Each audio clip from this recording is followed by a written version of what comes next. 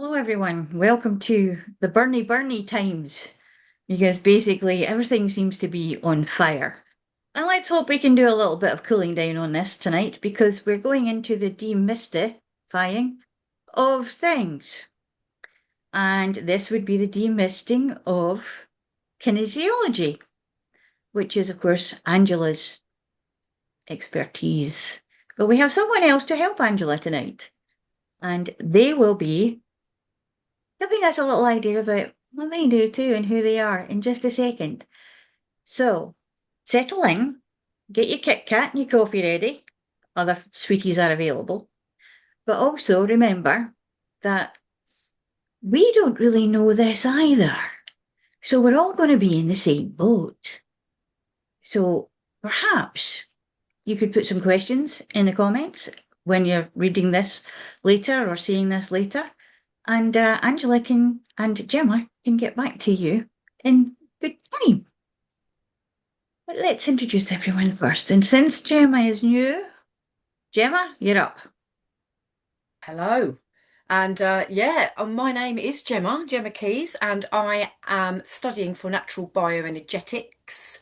I have nearly completed my training, and it is in the field of kinesiology, although it's slightly different, but we will discuss that maybe or maybe not. I'm also a personal life coach, and I've been in education for years, so I'm still just about in there as well. And but delighted to be here and see how the conversation goes and see how easy or difficult it is to demystify kinesiology. Well, it's an ology, so we can just talk about Yeah, it. yeah. Right. Well, good evening, all. I'm Willie Nicol, the Cockturn coach. I'm a men's life change coach. I help unhappy men who feel lost or stuck or whatever to discover what's holding them back in their lives and what they can do about it. And it's all done through honest conversation, mutual trust, shared commitment, leading to positive results. Really? Mary. I'm Mary Corbett. I'm based out of Cork in Ireland, and I mainly coach people who are mid-careers and help them find the next dream job. And I originally thought kinesiology was woo-woo and tried it anyway, and I'm now a convert. So this will be interesting because I've done it without understanding anything about demystifying it. So I'm looking forward to the conversation. I feel the same way about life, Mary. Jennifer. I hear you. I am Jennifer Jakowski. I'm up in Canada. I'm a psychotherapist, a mystical, metaphysical practitioner. I bridge psychology and spirituality to support people through trauma and grief and major life transitions.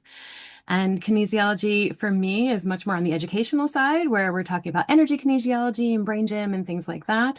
So academic or any kind of applied kinesiology is definitely not my forte. So I'm looking forward to hearing a bit about that and sharing what I can on the energy and educational side. Angela. Hi, I'm Angela Daye, and I am a kinesiologist. So as Gemma mentioned, natural bioenergetics, that's the new name for what I've trained in, which I still call health kinesiology. And I'm now a practitioner and a trainer. That's new, relatively hot off the presses information, as well as coaching, hypnotherapy, and everything else that I'm sure you may remember me from talking about previously. And yeah, I brought Gemma as my safety blanket just to make me feel better. Aw, the dumps. I'll try. And I'm Leslie Marsh, and you know who I am. I'm the one who gets the big wooden spoon and starts stirring, because I enjoy doing that. However, there's not going to be much of a chance for me to do that today, because I'm going to be just as perplexed as anybody else. I have also experienced kinesiology. Couldn't quite tell you what goes on, but then again, being a shamanic person, that doesn't really matter as long as it works. So when we get into the nuts and bolts of it, we can maybe understand a little bit more, and you can maybe understand that it might be something you would like to try yourself. So, without further ado, one of you two, let's get into it. So the basics are that kinesiology is tuning into your energy system and what your body wants and what your energy needs without actually having to talk to that conscious mind who likes to lie to us, who likes to talk nonsense and just waffles around a bit without quite getting to the crux of the matter and actually clearing out what's going on. So yeah, as I said, we work on an energetic level to clear out all that debris, all of that rubbish, all the sludge, and help things just to move better. So I'm not going to just waffle on about it. I'm going to let you guys ask me questions, and between us, hopefully we'll come up with some answers. Well, what are the most frequently asked questions that you get? What is it? How do you say that again? Well, how do you spell it? That's the usual ones. So once we get beyond that initial, I have no idea what that word means. And as Gemma said, I don't know, Gemma, are you finding natural bioenergetics an easier topic to talk about, or is it just as challenging? Yeah, I mean, I think it's just as challenging because just trying to explain it in a very succinct way, because people go, well, where's the research? What, give me proof, give me proof. What's that mean? And of course, you can't just rattle off. Well, I can't just rattle off. Go look at this, go look at this, and it takes more of a conversation. And so I trained in natural bioenergetics, but have had kinesiology, and I now understand. I just say to people, it's in the kinesiology field, and it's natural bioenergetics. And as you said, Angela, we are in a bio field. Everything is energy, so we are connecting all the time with everything, and that has a huge effect on us, and it's about trying to resonate well with the frequencies that work for us, for our bodies. That's usually what I say, and people go, "Oh, okay." So You there's sound a much more parallel clever than me. for me from what you just said there. There's a parallel between key energy, like qigong, that we would use at Tai Chi to start using that energy and understanding where it goes, to the Reiki energy, to other things. What's the differentiation there? I guess it's just how we access it. How do you do that? So I thought Gemma was going to jump in there, so I left a little pause, but I can continue if you prefer. So we tune in with muscle response monitoring. It used to be called muscle testing, but we're not actually doing this big tug of war type whose muscles are stronger concept. We're just monitoring changes in the muscles to understand what's happening. So rather than Reiki, where you're placing your hands in different locations on the client's body and the practitioner's feeling for stuff and channeling energy through them, we're actually just asking gentle questions, doing some gentle testing and seeing what responses the body's giving through that muscle response. And from there, we can then go on and do the corrections that we have to that energy flow, just to make sure things are flowing the way they need to flow. So it is bringing in traditional Chinese medicine. It does talk about chakras. It brings in acupoints. We don't use any pins. It is just all pressure with fingers and holding points in that way. So there's similarities, but there's also big differences. Yeah. I know this isn't my forte, but because I do like some of the brain gym and stuff like that and look at it specifically from the energy standpoint, one of the ways that I have explained it to clients is asking them, have you ever gone to the doctor and they did the muscle test where they like hit your knee and your knee goes, and your whole leg goes boom, and then it comes back down? And have you ever had it not happen? And we recognize that when the muscle is operating properly and there's flow and it's connecting, the signals are going through and the leg goes, boom. When that is not the case, when there's an injury or a blockage or something that gets in the way, the leg doesn't move, or it just has a very tiny little movement.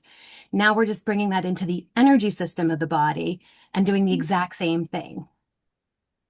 So I don't know if that resonates. I'll steal that. Thank you, Jennifer. I think Thanks for that, though. It's all these things that we do, all these things that we say, we nick things from each other.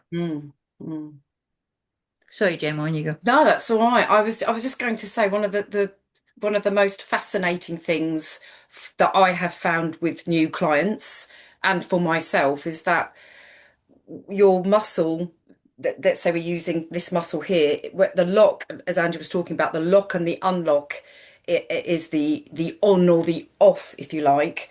And it's about the integrity rather than testing the muscle, whether it's weak or not. It's the integrity of whether that muscle can deliver the information or the chi through the body. And when people who just have never had that done before, and when, you know, if we talk about that, they would just say, what? Because it's never been done before. And when they can just feel that happening, it's incredible.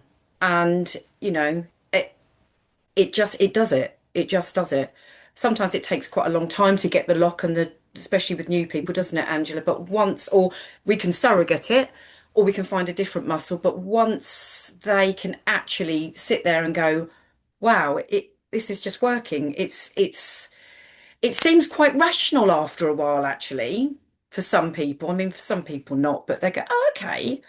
And then the things that come up, the you know, the work that comes up from asking the body that question, the questions, you know, yes, no, on, off, do you need this, do you need that, it all seems to make sense. So it's yeah, So yeah, can but you I mean, just I'm so glad explain that?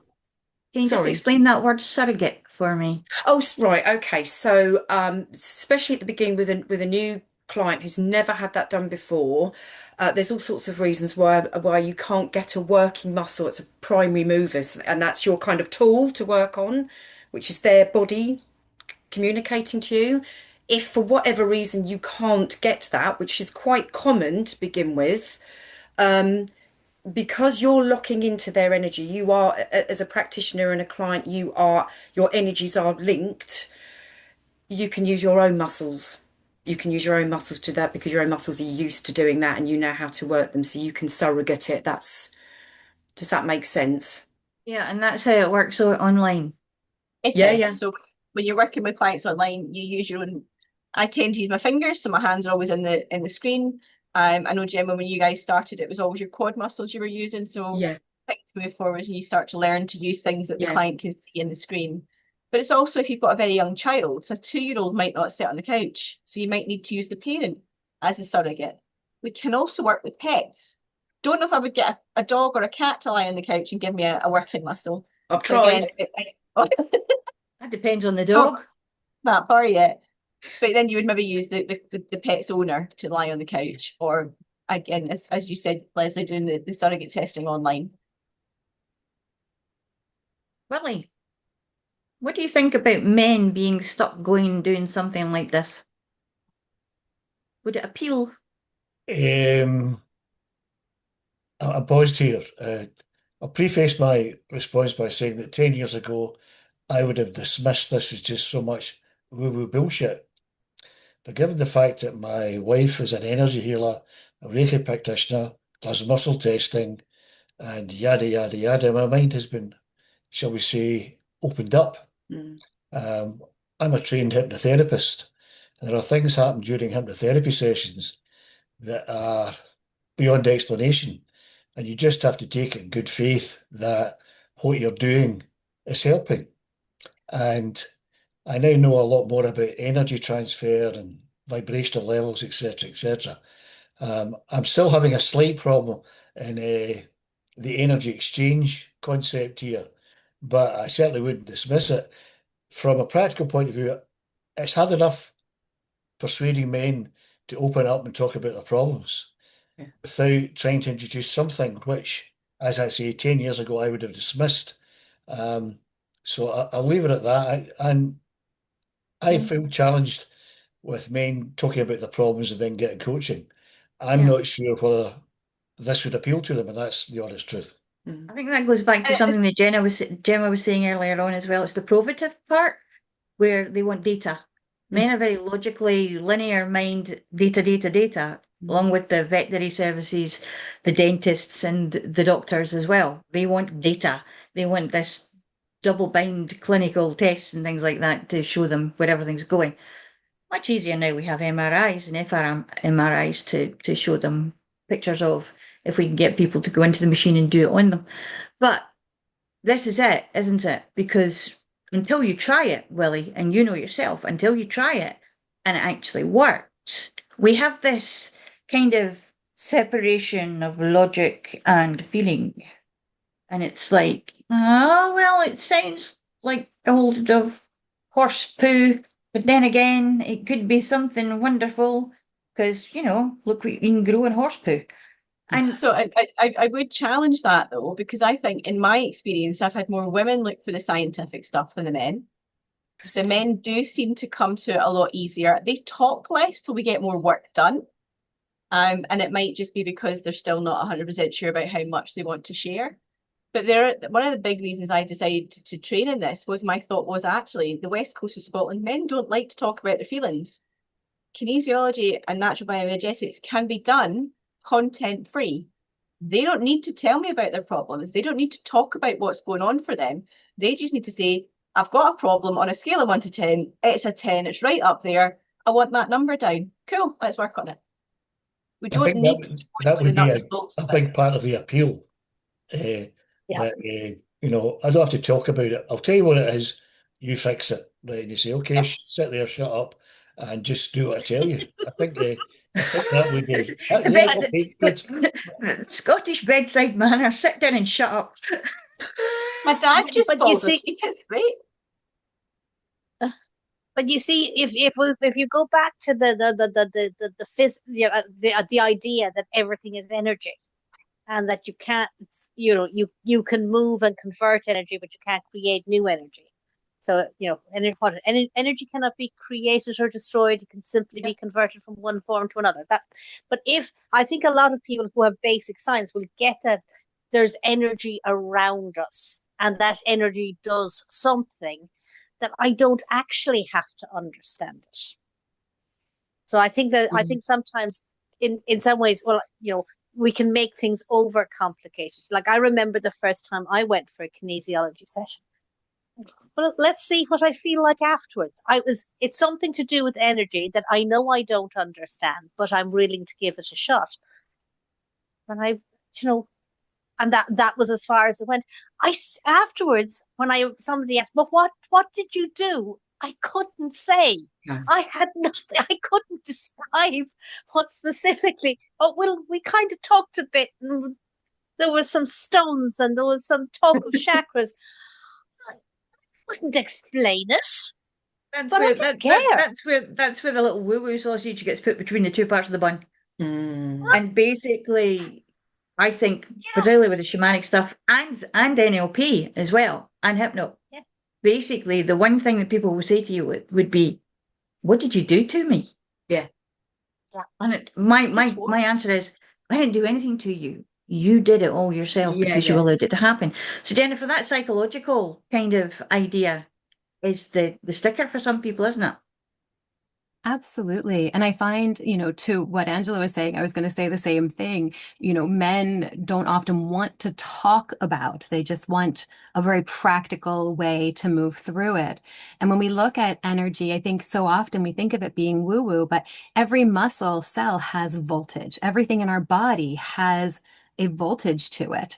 And so if we can look at it from that perspective, even from a psychological perspective, we recognize that if a battery is plugged into something wrong, it doesn't work. It drains the battery. It no longer has energy or charge.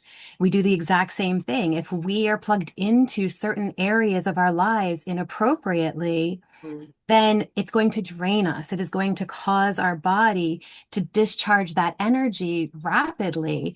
And psychologically, like we can talk about all of that, but if we can actually find a way to re-energize the system, to flip that energy so that we are now in alignment in whatever that looks like for us, we can do that holistically through the body and the mind, and of course the spiritual side if that appeals. And it's a beautiful way of bringing all of the forms of healing together through the kinesiology work.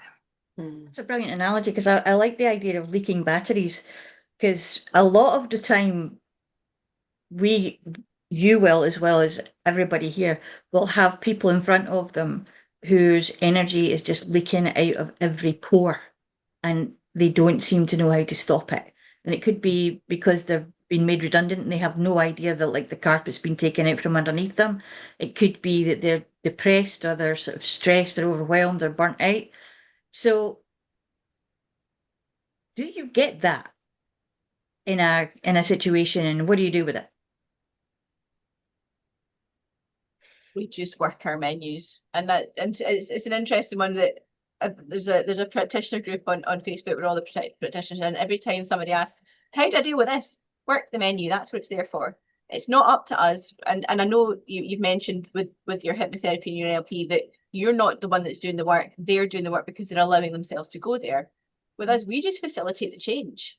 All we're doing is we're reading the energy and we're reading the information from the client's body that says, I want this, I want that, I want the next thing. So that's what we give you.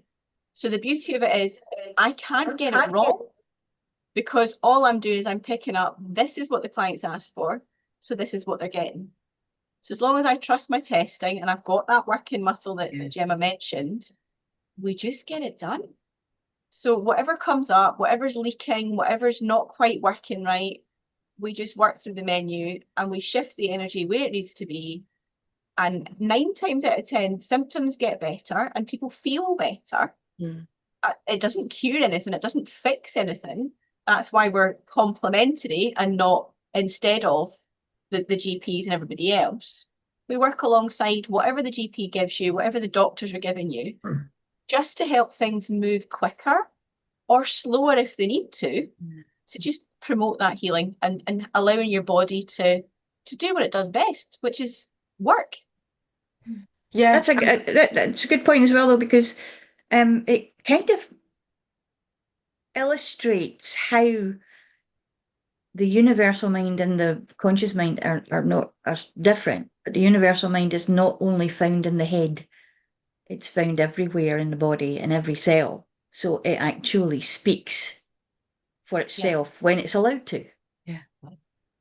And it's that beautiful, our body is always trying to heal. And going on what Angela's just said, it's not, we don't fix it. So if someone comes and says, oh, I'm just exhausted, what you're going to do or how you're going to support that person is going to be wildly different to another person, because we're all completely unique. So it could be that this person A is completely depleted of energy because they're emotionally drained, or they're spiritually drained, or they've got some physical symptoms that is draining them, and that's the body will prioritize. So we're just asking the body, what do you need? What is it? Okay, is it this? Is it this? Is it this? Is it this? Oh, it's this one. Right, okay. And then doing the work on that. So it's completely unique. So it's quite hard sometimes when people say, well, what would you do for that?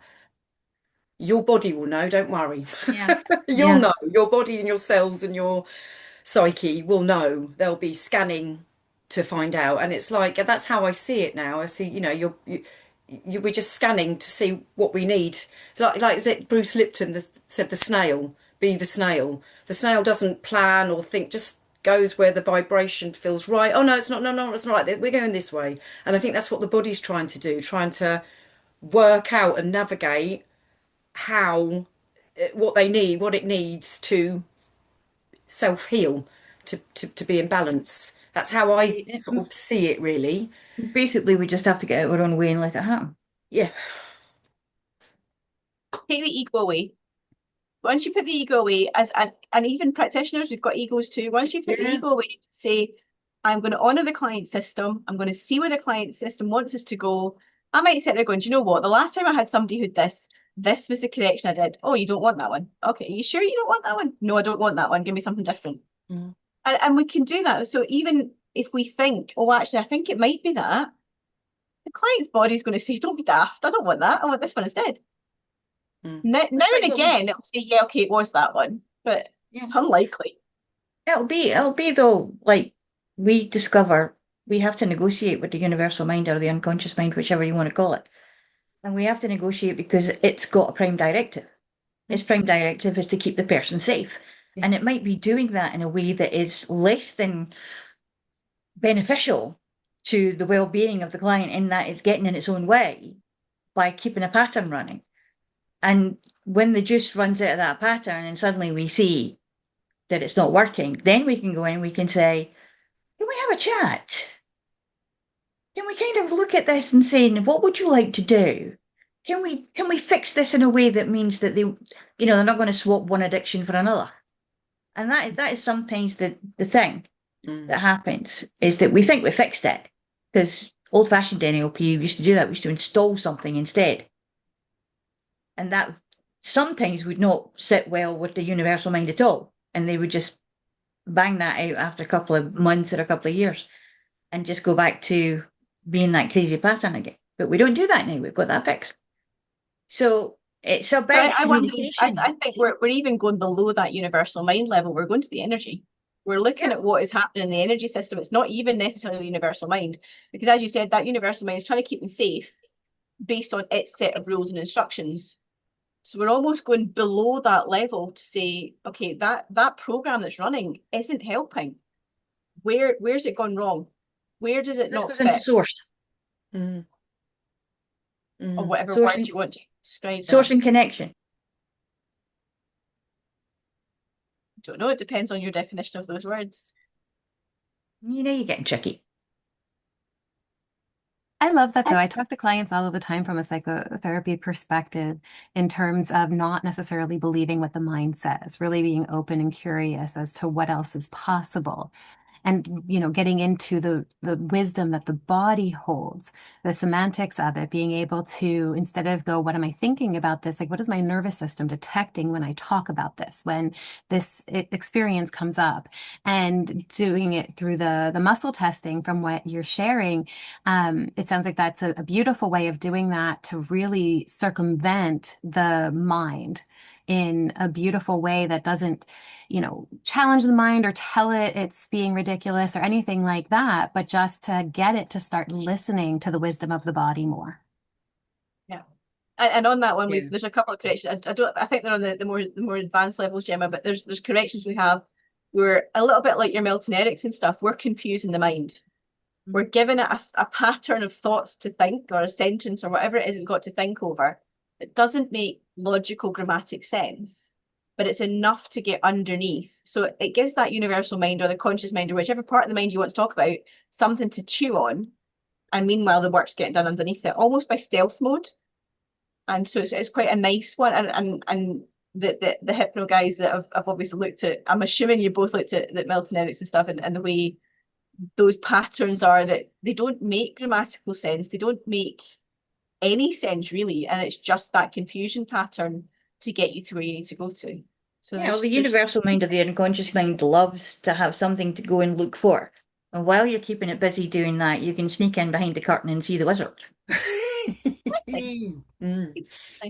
And so we do that with crystals, with colours, with scents, with fragrances, with vibrations, with acupoints, with words, whatever the client's body asks for. As long as we've got the tools to do it, the body will pick whatever we've got in our libraries. And as Gemma said, we're connecting into the client. So we're not using our energy for it, but we're connecting in such a way that the client's body and energy system has access to our library that says, actually, I want that. And then I'm sitting there going, I haven't done this in 3 years. Let me go and get my notes back out to remind me what I've got to do consciously so we can get there. But it knows what we know. Yeah. Even if we've forgotten. Yeah. And the beauty is that you're conscious, you can ask, and I do consciously, am I influencing this? Like you just said, I've had a client today and I thought, I can't remember how to do this way of working. And I had to I'll be right there, I'll go through it bit by bit. Am I influencing this? No, you're right. And you get so much opportunity when you're working together to check. You get pre-checks, you then double check. Is this everything we need to do? Have I missed anything? There'll be something more important, more beneficial that would be, you know, better for the client. Yes, no, it really is fabulous. And so yeah, you kind of have to trust that you're not going to get it wrong, because you won't, energetically you can't move forward, you know. And If it's the wrong thing, the body's going to not go. It's not going to unlock. It's not Yeah. going to say this is the right thing to work on. Yeah. It's going to look for more information, or it might be a case of, is this my stuff or is this your stuff? Because Yeah. sometimes the sentences we come up with, I know myself, I was like, that sounds like my stuff. Yeah. Are you sure this is what the client's asking for? And so we Mary, can you do were that gonna double ask a check. question? Yeah. Mary, you were going to ask a question? I have a question because everything is around the energy. So my curiosity is, how exhausting is it for the therapist, in the sense of, if you're connecting into, say, my energy and it's all over the place and it needs to be realigned and lots of things need to happen. But does it drain the therapist? Or because I know in some therapies it can be, the therapist can get exhausted and they'd be very mindful of what they're doing. And it's a curiosity on my part. Well, I because I'm newer at it than Angela, and I'm not qualified yet. That was my big thing to begin with. I was being drained by it. So you learn to do protection work because you're getting the energy from the universe, from elsewhere. So you learn to protect your own energy, and not always, but a lot of the time I feel quite energized after I've worked with someone. I certainly know that I need to do some protection work or some after work if I feel drained. And I think it's keeping like we were saying, keeping your conscious out of it and not trying to influence that and really help them. It's totally unconditional and neutral. We are using the universal energy, and you're using my energy system that I've got. I've got a menu, but you're not draining me of energy. That's how I understand it, Angela. I don't know whether that's quite Yeah, so not far off it, absolutely. okay. So the client is using our library, it's not using our energy. So while we're here, we're a conduit, we're reading the client's energy. So we're using the client's energy. So we've got to be very careful how many questions we ask and how many things we're testing, because it's the client's energy. So it's them that would be drained and not us. And so it's about being efficient in the testing from that perspective. It's the client's energy that's being used. So a lot of the times they feel quite relaxed, quite chilled. They might feel a bit tired afterwards. We don't tend to be tired if we've done all the protection stuff that we need to do and we're remembering and honoring the system and the fact that it's not my energy. So I know with Reiki, you channel the energy through you. We don't channel the energy through us to get to where we need to get to. And you guys, I think I've probably mentioned many times before, I yawn like a dafty. So I look as if I'm knackered. I look as if I might be bored of the client. I'm really not. I know for me, if I'm not yawning, the energy's not shifting. And Gemma has full experience of me doing that with some of the exercises we do on class. Everybody else is doing 7 or 8 iterations of it. I'm one and done. So at the first time through, I'm yawning. So it might look as if it's tiring. And my mum still gets concerned whenever I work on her. It's like, are you sure this isn't draining you? It's not a tired yawn. It's a yawn that's saying it's an energy shift. And different people have got different things that happen for them. There are some clients, some practitioners, sorry, who cough, which wasn't great at the start of 2020, but every time they were working on a client, they coughed. There are other ones who have flatulence. I'm happy with the yawn, thanks. Goodness. Is that what Andrew's doing? Okay. No, wait, with Reiki, being conduit is one thing, but one thing that you are taught is to learn to distinguish the difference between client's energy and your own energy and to keep them separate so that you're not allowing any seepage to come through either way. So they're not going away with any of your stuff and you're not going away with any of their stuff. And the thing with particularly talk therapy, I know so many people who work in mental health situations, like psychiatric nurses and people who do a lot of counselling, do not do any protection work. They go in there and they are just open, and anything that happens during the day just seeps right in, and they carry it with them all the time, which is why they get burnt out. And I think that that's a very important thing that people could be understanding more about is separation of state. Understanding that basically you don't have to take that state. You don't have to pick up that bundle of that person's throwing out left, right, and centre and say, yeah, I'll have that, I'll have that. And I think a lot of that's got to do with the idea that you want to help. Yeah. So you want to help them carry, you want to take the weight off their shoulders. No, you want them to put it down and leave it where it is. Let it dissipate quietly. Yeah, And I absolutely. think, I talk so much about like we need to care, not carry. And in, supervision with the people that I supervise, that's a big thing that we talk about is, proper use of self. Even with Reiki energy, it's not our energy. At least it's not supposed to be. It's supposed to be universal energy that flows through us. And if we're doing that, then we do end up energized after the fact. We may feel like there's a little bit of, okay, that was a lot of energy that processed through me, but I haven't drained my energy in doing it. And so, to the protection and even clearing between sessions and holding space for yourself as you're doing the work is absolutely vital if you're going to show up with people.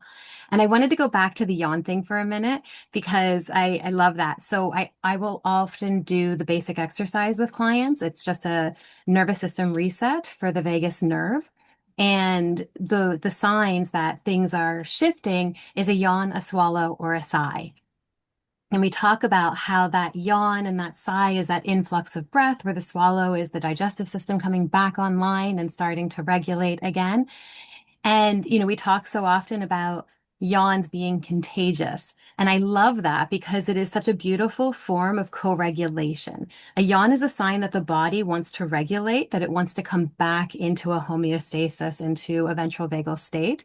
And so every time we yawn is a sign for us that the body is trying to move in that general direction. So I love that you yawn when you're doing the work because you're constantly in a place of regulating too. Oh, it's ridiculous. When Angela's working on me, it's like I'm yawning, she's yawning. It's a wonder we get anything done at all. Mhm. my eyes are streaming, my nose is streaming because I yawn so much. It's great. I know it's working then. Yeah.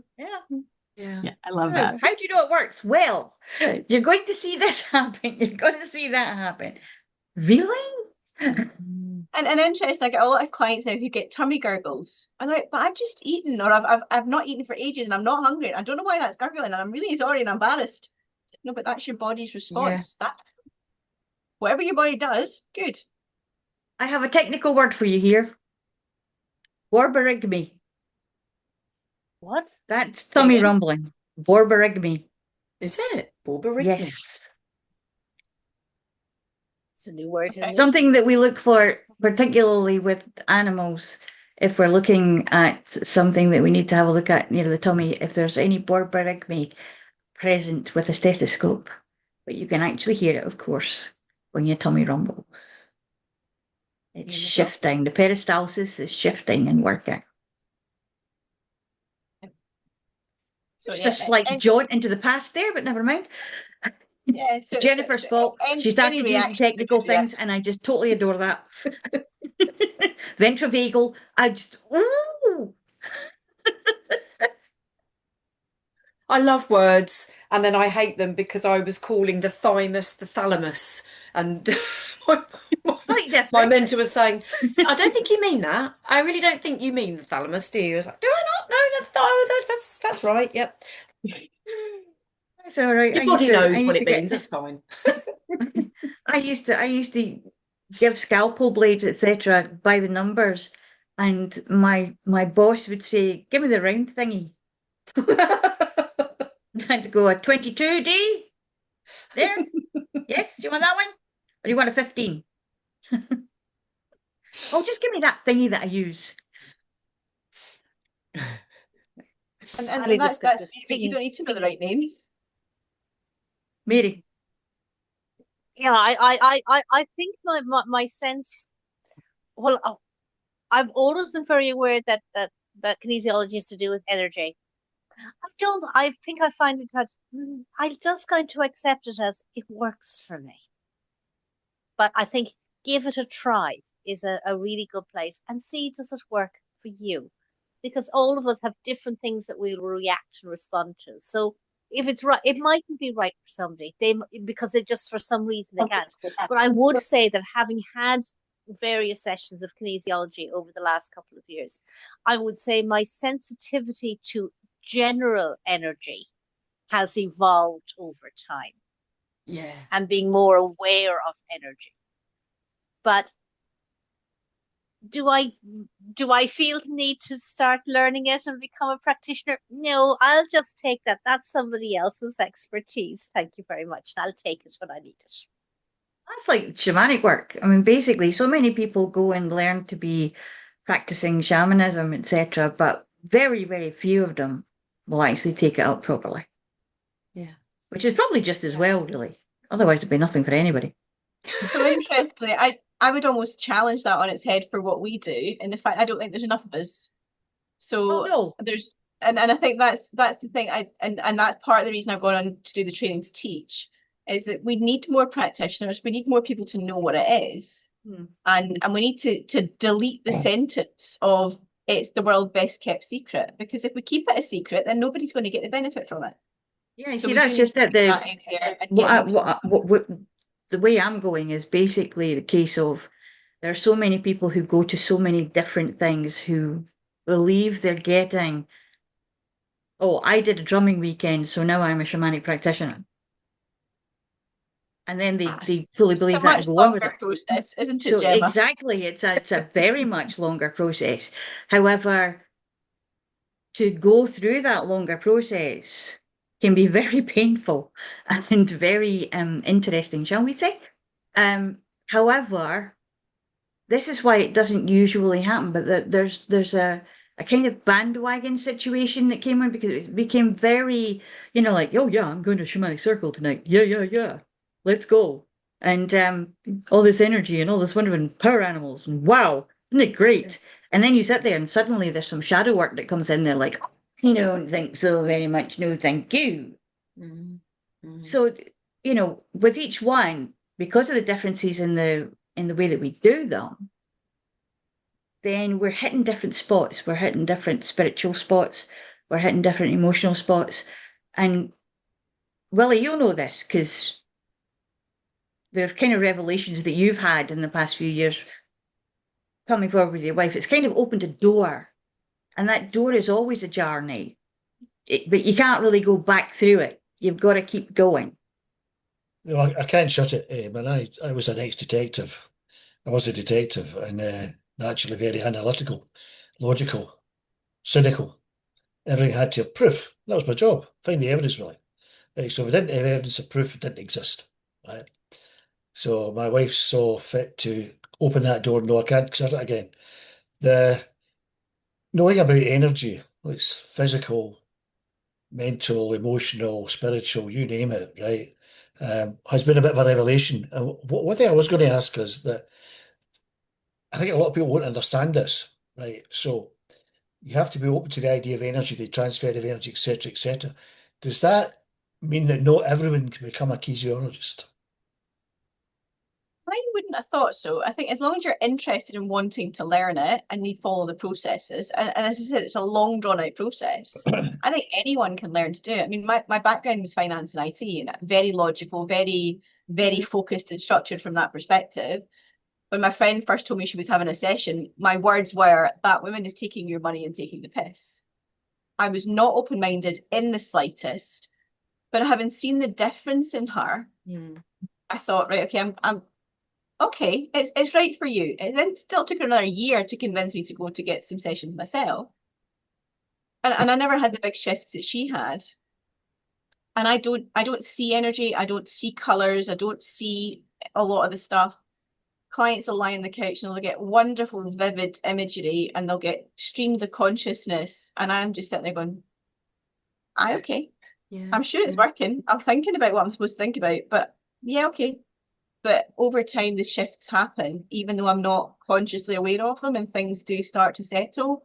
I'm a much calmer person than I ever used to be as well. So there's a lot of things like that I've settled. So I don't think it's that you can't learn it, because you can learn to read a muscle. I think anyone can learn to read a muscle, and then you just learn to use the menu. But it's a very long process to do that. Which if anyone wants to do, I'm now able to do that with them.